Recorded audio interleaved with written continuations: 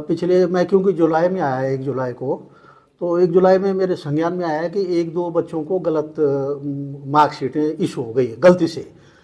तो मेरे को बाबू ने बताया कि सर वो गलत इशू हो गई हैं, और क्योंकि जो उनकी फाइनल की मार्कशीट थी जैसे बी फार्मा वाली है, तो फाइनल में वो पास थे। 2 बच्चे ऐसे थे फाइनल में पास थे, और उसी के आधार पर ऑनलाइन उन्होंने मार्कशीट निकाली और डिग्री डिग्री बनवा दी। और उधर पीछे उनकी बैग थी, क्लियर नहीं था, 6th या 7th ऐसे कुछ मुझे ध्यान आ रहा।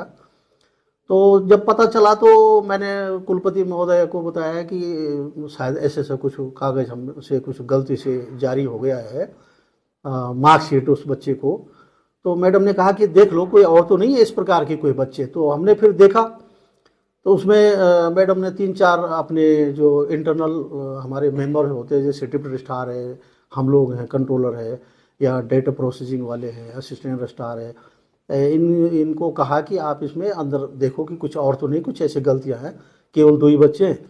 तो जब हमने देखा तो इस प्रकार के लगभग 18 बच्चों को गलत मार्कशीट बन गई और उनको जारी भी हो गया। तो फिर पता चला कि वो जिस सीट पर हुए थे वो एक ही सीट पर हुए, और वो जब देखा कि वो कहने लगे कि सर ये, क्योंकि हम लोग जब चार्ट वगैरह बनाते हैं तो चार्ट हम लोग पढ़ते हैं, डम्मी बोलते हैं हम उसको, और चार्ट में करेक्शन होने के बाद वो फाइनली जाता है चढ़ने के लिए। तो उसको चढ़ते समय जब वो डाटा फीडिंग कर रहे थे तो उस समय थोड़ा सा उनसे एक गलती हो गई। वो उसको डाटा फीडिंग में, क्योंकि इतना प्रेशर रहता है एग्जाम का, उस समय छात्रों का भी बहुत प्रेशर था कि समय में रिजल्ट चाहिए, जल्दी जल्दी चाहिए रिजल्ट।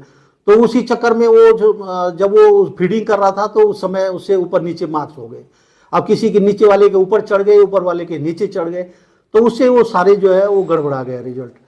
तो वो जब पकड़ में आएगा तो वो ठीक कर लिया, और अब ऐसा कोई प्रकरण हमारे सामने नहीं है, क्योंकि हमने और पीछे तक भी गए, 2015 तक भी हमने देखा, हमने कहा कोई और तो नहीं, ऐसा ऐसा कुछ नहीं है। इसमें 2-3 बच्चे शायद बीटेक के थे और कुछ बी फार्मा के बच्चे हैं।